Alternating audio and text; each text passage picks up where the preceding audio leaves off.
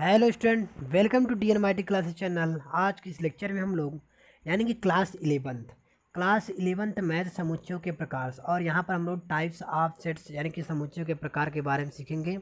तो जैसा कि हम लोग पीछे यानी कि फर्स्ट लेक्चर में हम लोग सीख चुके हैं इस तरीके से सारी चीज़ों के बारे में कि मतलब सेट क्या होते हैं, सेट का मतलब क्या क्वालिटी होता है, इस कंडीशन में पूरी चीज़ हम लोग सूची विधि सीख चुके हैं, गुणन विधि सीख के समुच्चय निर्माण, रोस्टर, कॉलम, यानी कि जितने भी चीज़ें थी वो हमने फर्स्ट लेक्चर में शुरू कर दिया है, वहाँ पे कंप्लीट इसको करा दिए।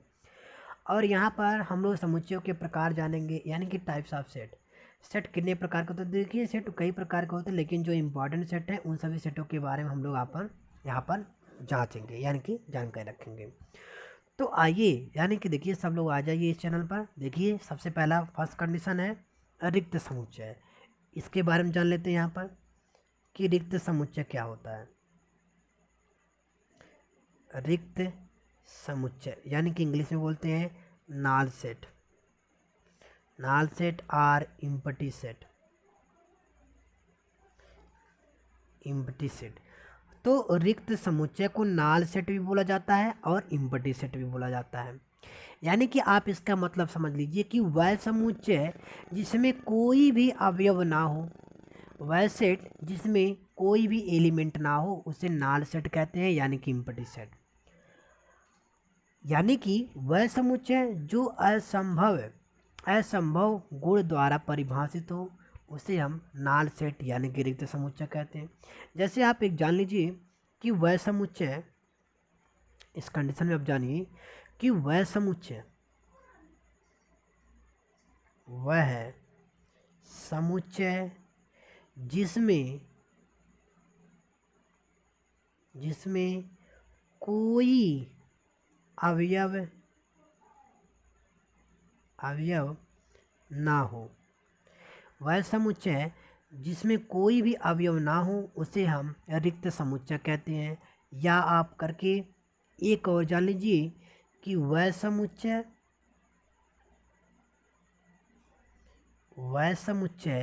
जो असंभव गुण द्वारा परिभाषित हो। यानी कि मतलब यह जान लीजिए कि असंभव गुण क्या होता है। जैसे अगर जिस चीज़ के बारे में पूरी निश्चित जानकारी ना हो या होती ही ना हो और वह चीज़ का दिया जाए एग्जाम्पल के तौर पे, तो वह असंभव होता है। जैसे फॉर एग्जाम्पल में अगर देखा जाए कि सींग वाले गधे का समुच्चय, आप खुद एक रियलिटी आप तौर पर सोचिए कि क्या गधे के पास सींग होती है? अगर होती है तो वह रिक्त समुच्चय नहीं होगा, क्योंकि आप यह जान लीजिए एकदम रियलिटी के तौर पे कि गधे के पास सींग तो होती नहीं है। तो इस कंडीशन में यानी कि फॉर एग्जाम्पल में अगर देखा जाए तो आप इस तरीके से फर्स्ट कंडीशन में आप लिख सकते हैं रिक्त समुच्चय के बारे में कि सींग वाले गधों का समुच्चय। इस कंडीशन में आप यहाँ पर इसको लिख सकते हैं कि सींग वाले गधों का समुच्चय या सेट। इस कंडीशन में तो फॉर एग्जांपल पहला तौर हो गया। आप दूसरी कंडीशन में जान लीजिए कि सम संख्या के बारे में आप परिचित हुए होंगे कि सम संख्याओं का समुच्चय जो 2 से विभाजित नहीं हो।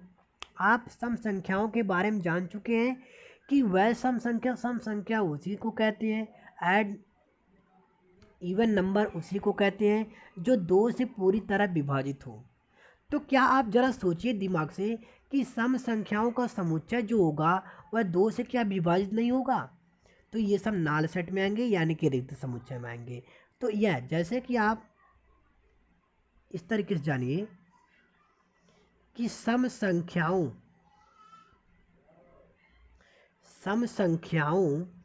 का समुच्चय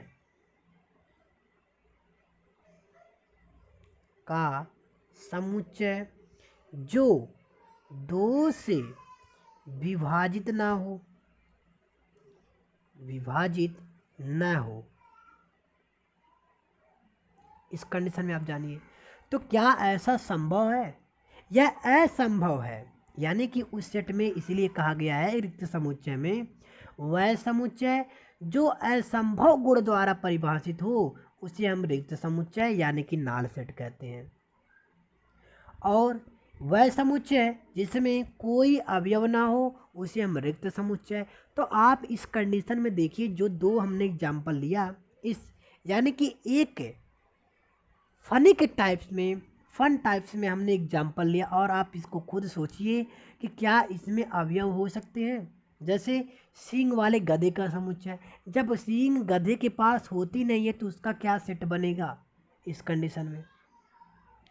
तो आप इसको जानिए और देखिए इसको प्रदर्शित कैसे किया जाता है।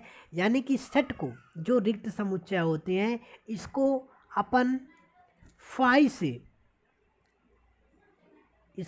से प्रदर्शित किया जाता है, या करली ब्रैकेट होगा उसके बीच में, यानी कि उसके अंदर कोई भी एलिमेंट ना हो तो ऐसे को रिक्त समुच्चय कहते हैं। इसे अपन फाई से या करली ब्रैकेट से प्रदर्शित करते हैं। जैसे फॉर एग्जांपल में आप गणितीय तौर पर जानिए यानी कि सेट के तौर पर कि ये फाई और सच दैट यानी कि फाई हो और यक्स सच दैट यक्स एक सम संख्या है जो दो से विभाज्य नहीं है। आप इसी को जानिए कि यक्स सच दैट यक्स और एक सम संख्या है जो दो से विभाज्य नहीं है,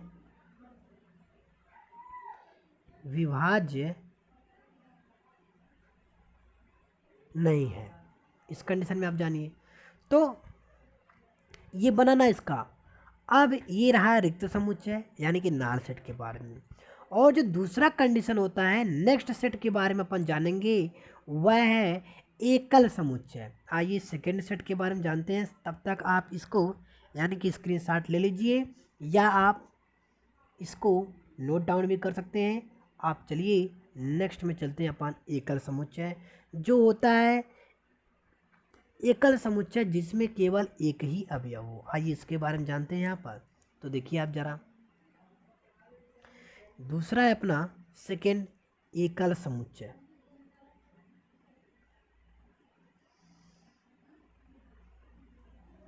एकल समुच्चय जिसको बोलते हैं सिंगलटन सेट यानी कि ऐसा समुच्चय जिसमें केवल एक ही अवयव हो उसे हम एकल समुच्चय अर्थात सिंगलटन सेट कहते हैं। आप यहाँ से नोट भी बना सकते हैं जैसा कि ऐसा समुच्चय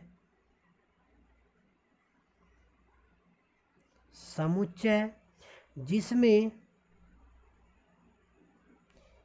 केवल एक ही एलिमेंट या अवयव हो, जिसमें केवल एक ही अवयव हो उसे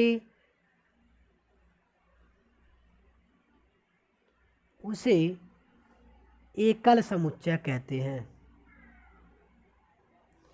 एकल समुच्चय अर्थात सिंगलटन कहते हैं, सिंगलटन सेट कहते हैं इस कंडीशन में। जैसे कि भारत के वर्तमान प्रधानमंत्री, फॉर एग्जाम्पल में अगर देखा जाए तो भारत के वर्तमान प्रधानमंत्री या भारत के वर्तमान राष्ट्रपति, जो भी आप जो लेना चाहते हैं यानी कि वर्तमान में जो इतने समय चल रहे हैं, तो जरा आप सोचिए इन सभी एग्जाम्पल के बारे में कि जो भारत के वर्तमान प्रधानमंत्री इतने समय, तो क्या वर्तमान प्रधानमंत्री में बहुत सारे हैं भारत के? नहीं, वो केवल एक ही है और वो है आज के नरेंद्र दास मोदी, जो भी हैं नरेंद्र मोदी हैं। तो इस कंडीशन में आप जानिए कि यानी कि एकल समुच्चय कहना क्या चाहता है, सिंगलटन सेट कहना क्या चाहता है। तो आप इस एग्जाम्पल के तौर पे आप ले सकते हैं कि भारत के वर्तमान प्रधानमंत्री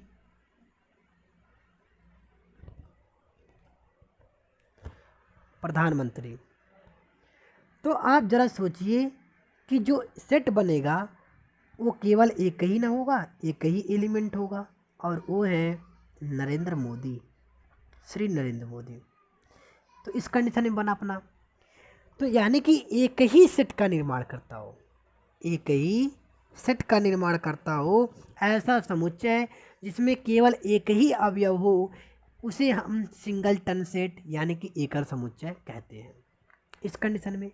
या आप यानी कि और एक एग्जांपल में जानिए कि जैसे 3 से बड़ा और 5 से छोटा, तो 3 से बड़ा और 5 से छोटा केवल एक ही एलिमेंट आएगा और वह है 4। तो जबकि जो ए आएगा अपना 3 से बड़ा और 5 से छोटा, वह केवल 4 ही होगा ना। तो एक अवयव आ रहा है, ऐसे अवयव को एक ही एलिमेंट एक ही अवयव आने पर ऐसा समुच्चय जिसमें केवल एक ही अवयव हो एकल समुच्चय कहलाता है। इस कंडीशन आपने जाना। तो ये रहा, यानी कि हमने सीखा अभी तक कि रिक्त समुच्चय और एकल समुच्चय के बारे में। अब आइए जरा रिक्त समुच्चय तथा एकल समुच्चय में थोड़ी सी डिफरेंस जान लेते हैं, यानी कि अंतर, कि एकल समुच्चय और रिक्त समुच्चय में अंतर क्या है। तो देखिए यहाँ पर कि रिक्त समुच्चय तथा एकल समुच्चय में अंतर, आइए थोड़ा सा अपन जान लेते हैं, यानी कि रिक्त समुच्चय तथा एकल समुच्चय में अंतर कि क्या अंतर होता है। जैसे अगर यहाँ पर कुछ नंबर लिया जाए कि 0 और 5, और ये करली ब्रैकेट में लिया जाए 0 और यही चीज़ करली ब्रैकेट में लिया जाए 5, तो अब आप यहाँ पर ध्यान दीजिए कि जो 0 होगा, यानी कि स्पष्ट कहने का मतलब ये था कि रिक्त समुच्चय में क्या होता था, वह समुच्चय जिसमें कोई अवयव ना हो उसे हम रिक्त समुच्चय कहेंगे। तो आप देखिए कि जो 0 है, क्या 0 एक कोई भी अवयव नहीं है, ये है। यानी कि जो 0 है यह एक नंबर प्रदर्शित करता है, 0 1 2 3 4 जो भी हो जिस कंडीशन में होगा। तो 0 जो होगा वह एक नंबर प्रदर्शित करेगा, और 5, तो जो 5 होगा ये 0 एक क्या करेगा, एक अपना एक संख्या प्रदर्शित करेगा। यह क्या है, संख्या है। और जो 5 है, 5 देखिए 5 को हमने बताया भी था कि इसको 5 से प्रदर्शित करते हैं या करली ब्रैकेट से। तो 5 एक क्या है, अपना एक रिक्त समुच्चय है। आप यहाँ पर देखिए इस तरीके से कि 5 क्या होगा, यह एक रिक्त समुच्चय होगा, रिक्त समुच्चय यानी कि एम्प्टी सेट। और ये अंदर यानी कि करली ब्रैकेट के अंदर कोई भी एलिमेंट हो, तो यानी कि एक ही एलिमेंट एक ही अवयव है, इसके अंदर भी अवयव है। तो आप यहाँ पर इम्पॉर्टेंट वाली बात ये जानिए कि यह भी 5 के अंदर है। तो ये दोनों रिक्त समुच्चय नहीं है, क्योंकि इसके अंदर अगर कुछ भी अवयव ना हो तो ऐसे अवयव को रिक्त समुच्चय यानी कि नाल सेट कहेंगे। तो इन दोनों के कंडीशन पे आप लिख सकते हैं कि ये दोनों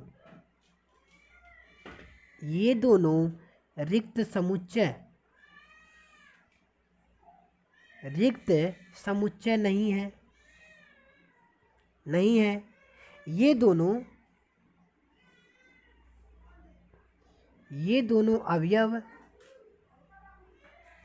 एकल समुच्चय हैं, यानी कि सिंगलटन सेट एकल समुच्चय है। ये रहा अपना कंडीशन। यानी कि हम लोगों ने सीखा कि रिक्त समुच्चय तथा एकल समुच्चय में अंतर, तो ये रहा इसका डिफरेंस यानी कि अंतर। अब आइए जो थर्ड अपना सेट है उसके बारे में जान लेते हैं, यानी कि फाइनाइट सेट अर्थात परिमित समुच्चय। तो परिमित समुच्चय अर्थात फाइनाइट सेट, इसके बारे में जान लेते हैं। यानी कि ऐसा समुच्चय जिसमें अवयवों की संख्या क्या हो, निश्चित हो, डिफिनिट हो, तो उन्हें हम क्या कहेंगे, फाइनाइट सेट अर्थात परिमित समुच्चय। तो आप जानिए कि ऐसा समुच्चय जिसमें अवयवों की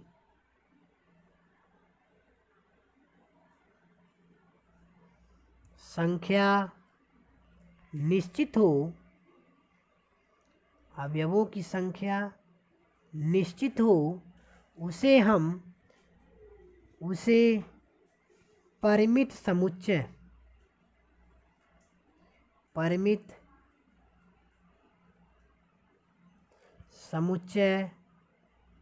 कहते हैं।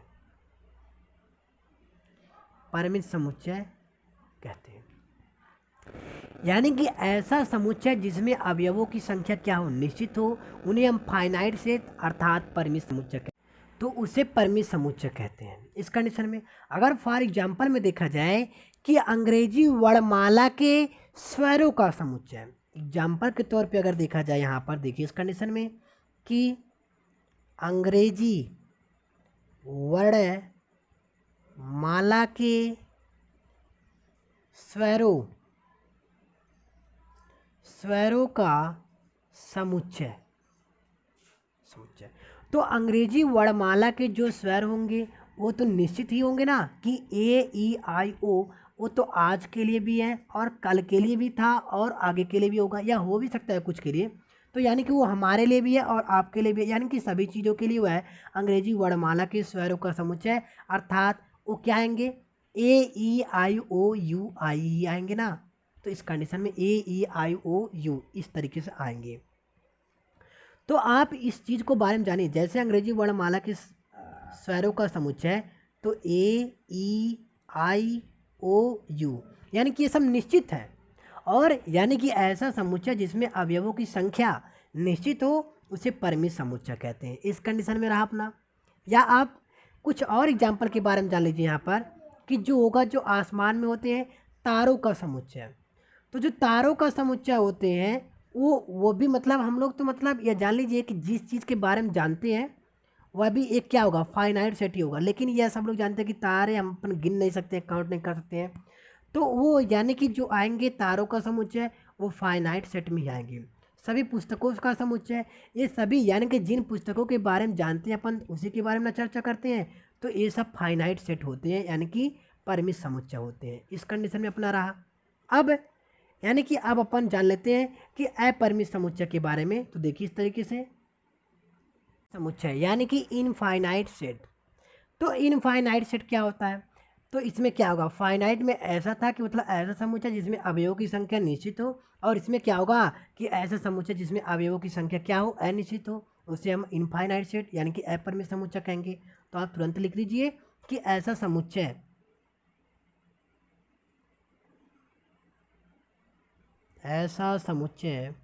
जिसमें अवयवों की संख्या, ऐसा समुच्चय जिसमें अवयवों की संख्या अनिश्चित हो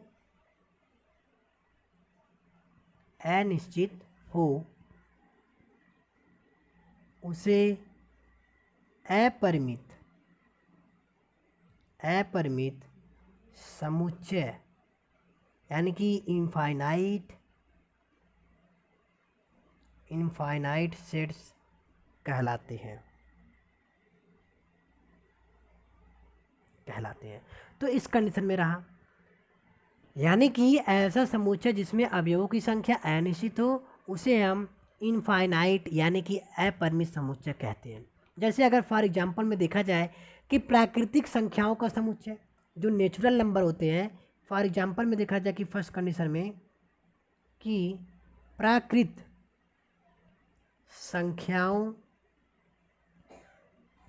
का समुच्चय। तो प्राकृतिक संख्याओं का समुच्चय क्या होता है, जैसे 1 2 3 4 ये डाट डाट डाट चला जाता है। तो यानी कि ये अनिश्चित है, इसकी निश्चित मात्रा नहीं है। तो इन सभी चीज़ों को क्या कहेंगे, अपरिमित समुच्चय कहेंगे।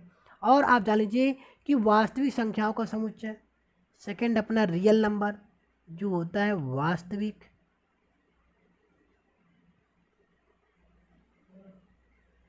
संख्याओं का समुच्चय। इस और थर्ड भी आप जान लीजिए कि एक रेखा पर स्थित सभी बिंदुओं का समुच्चय,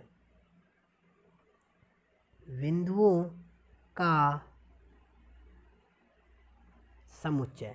तो यानी कि एक रेखा है और उस रेखा पर देखिए एक रेखा बहुत सारे बिंदुओं से मिलकर बनी होती है। कोई भी चीज़ जो अपन ये रेखा खींचते हैं या कोई भी अंक बनाते हैं या कोई भी शब्द लिखते हैं तो सभी चीज़ बिंदु से मिलकर ही बने हुए होते हैं। तो आप इस तरीके जानिए कि एक रेखा पर स्थित सभी बिंदुओं का समुच्चय, तो ये सभी इनफाइनाइट है यानी कि अपरिमित समुच्चय है।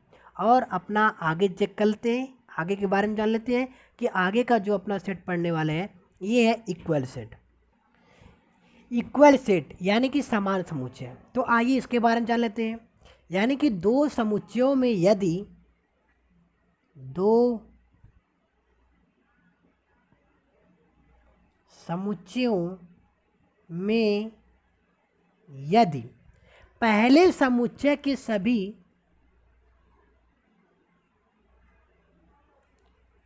पहले समुच्चय के सभी अवयव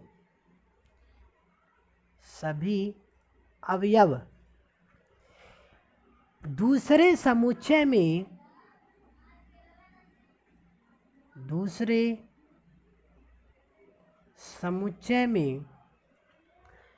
एवं दूसरे समुच्चय के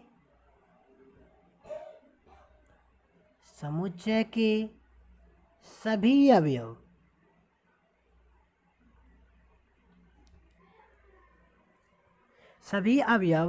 पहले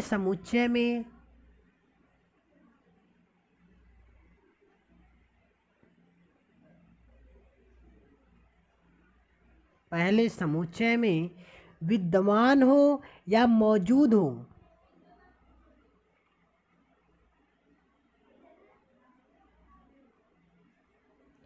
तो दोनों समुच्चय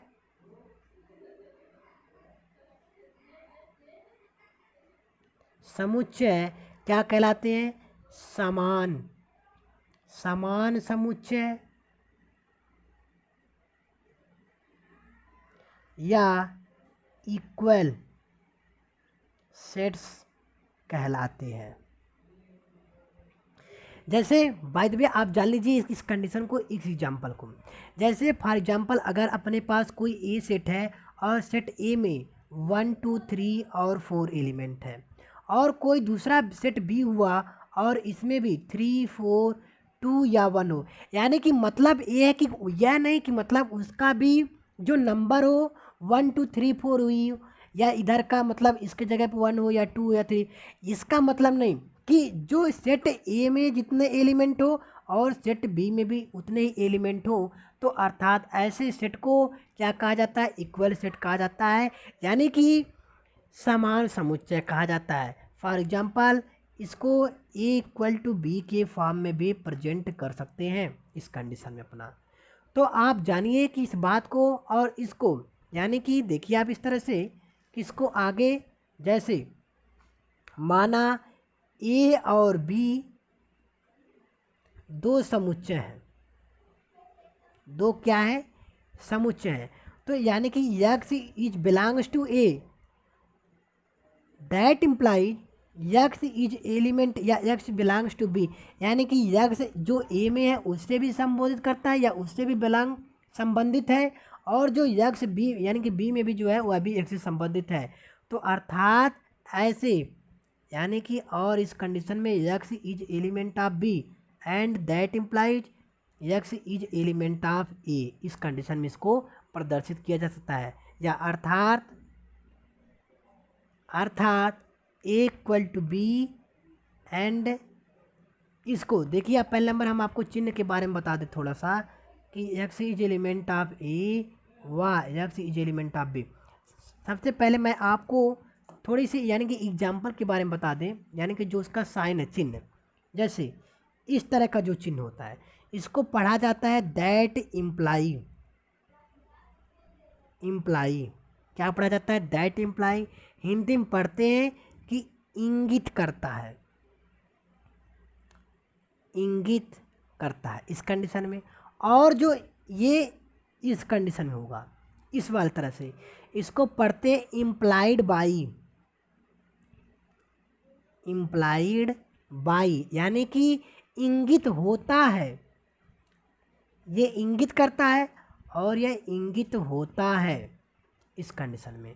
और यानी कि इस वाला जो इधर का भी हो और इधर का भी हो, इसको पढ़ते इम्प्लाई एंड,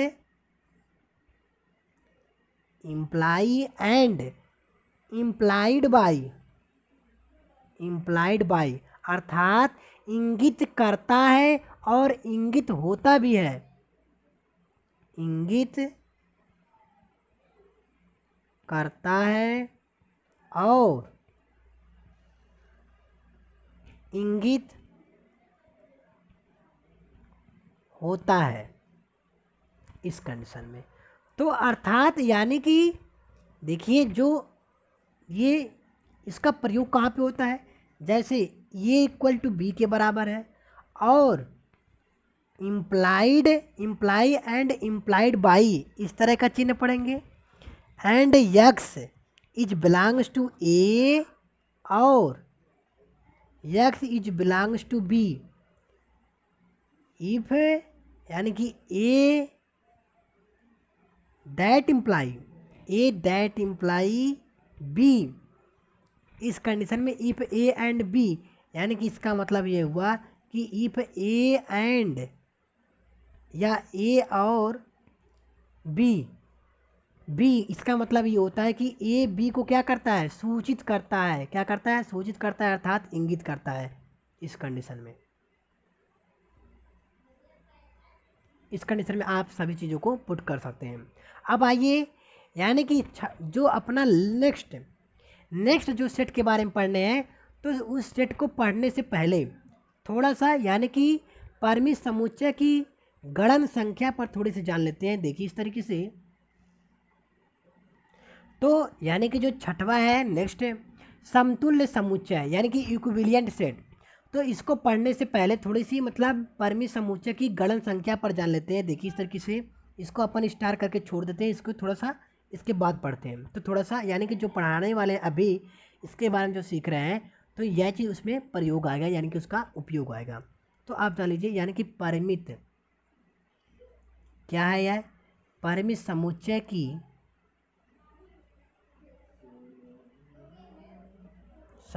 की गणन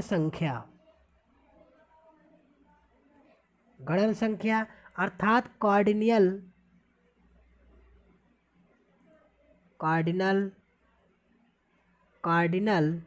नंबर ऑफ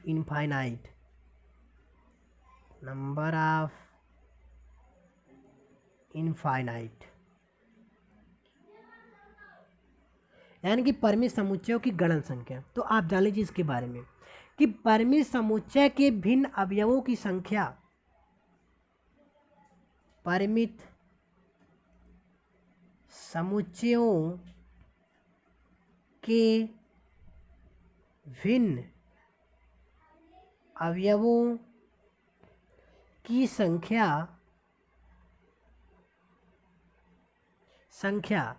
परिमित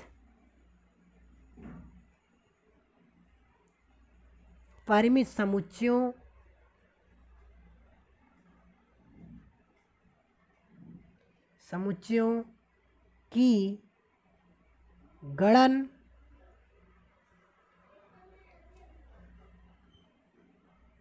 संख्या कहलाती है।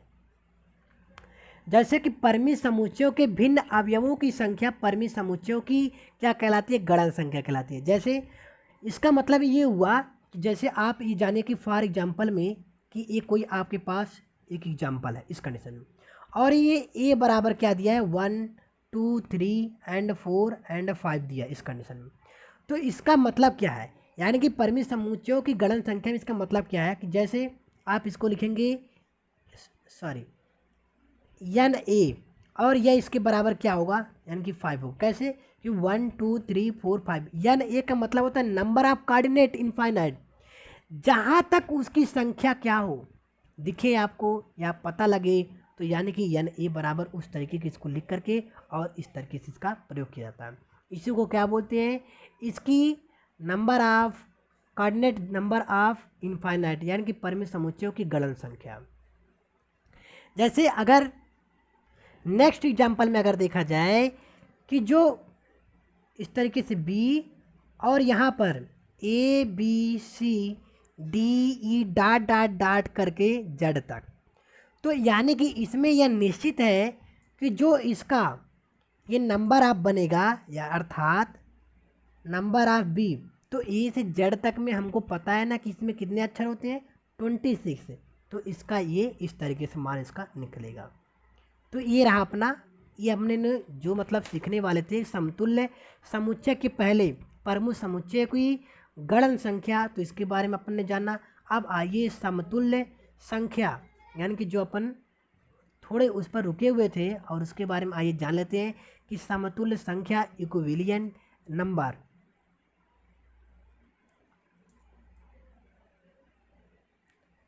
समतुल्य समुच्चय, समतुल्य समुच्चय यानी कि इक्विवेलेंट से। तो यानी कि देखिए यह क्या कहता है,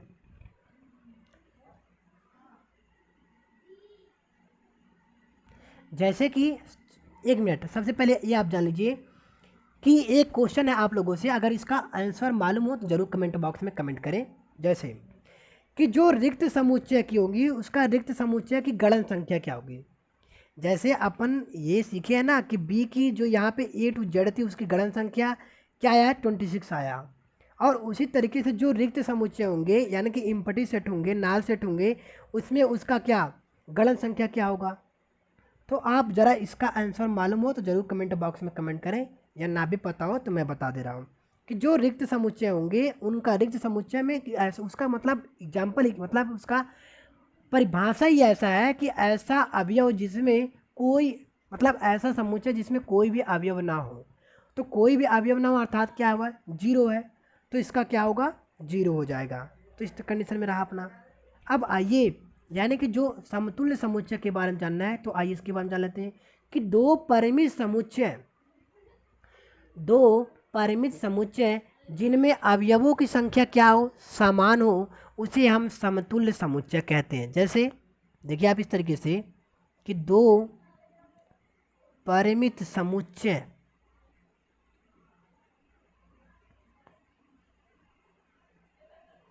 जिनमें अवयवों की संख्या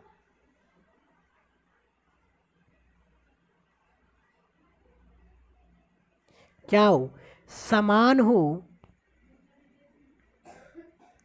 उसे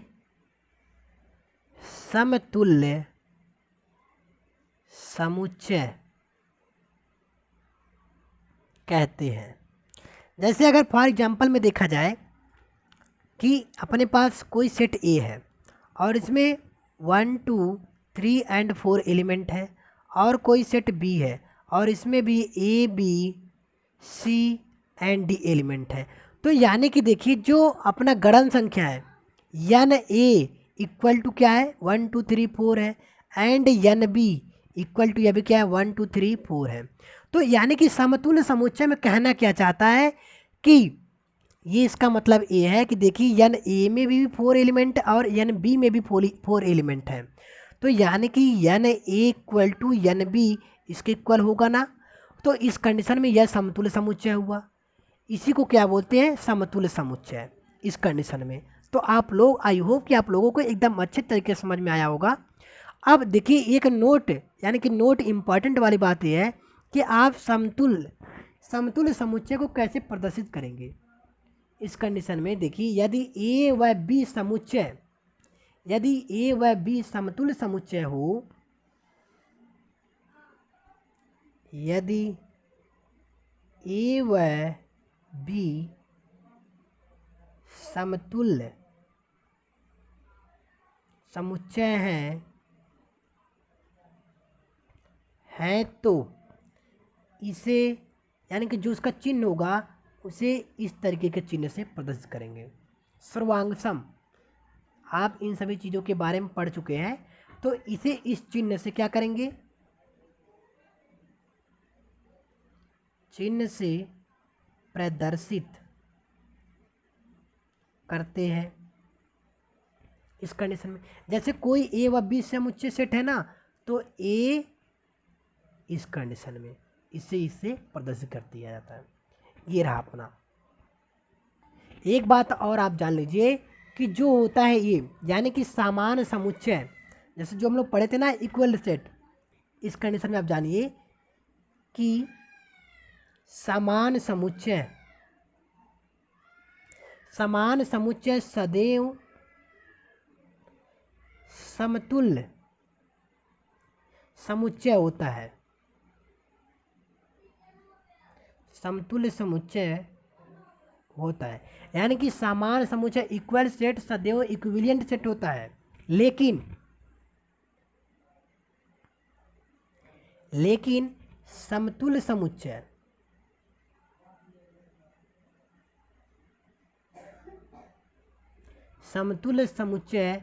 सदैव समान समुच्चय नहीं होता है।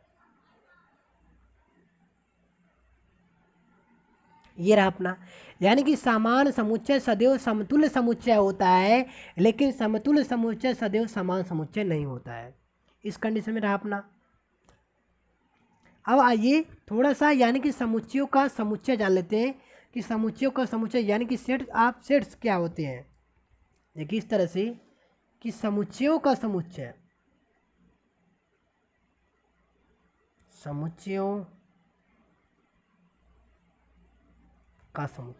जैसे समुच्चय में जितने भी एलिमेंट आते हैं और उन सभी को अगर एक ही के एलिमेंट में, एक ही के अंदर अगर एलिमेंट बनाया जाए, इस तरीके से आप जानिए कि सेट ऑफ सेट्स, इस तरीके से।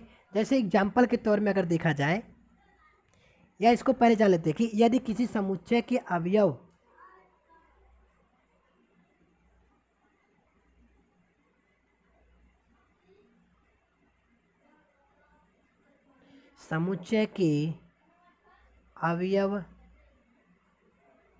अवयव भी क्या हो, समुच्चय हो, अवयव भी समुच्चय हो, तो उस समुच्चय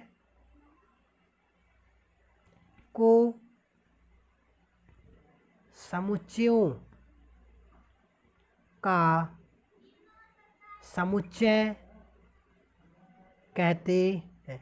यानी कि यदि किसी समुच्चय के अवयव भी समुच्चय हो, यदि किसी समुच्चय के अवयव भी क्या हो, समुच्चय हो, तो उस समुच्चय को समुच्चयों का समुच्चय कहा जाता है। जैसे एग्जाम्पल में अगर देखा जाए, इस तरीके से देखिए आप कि यह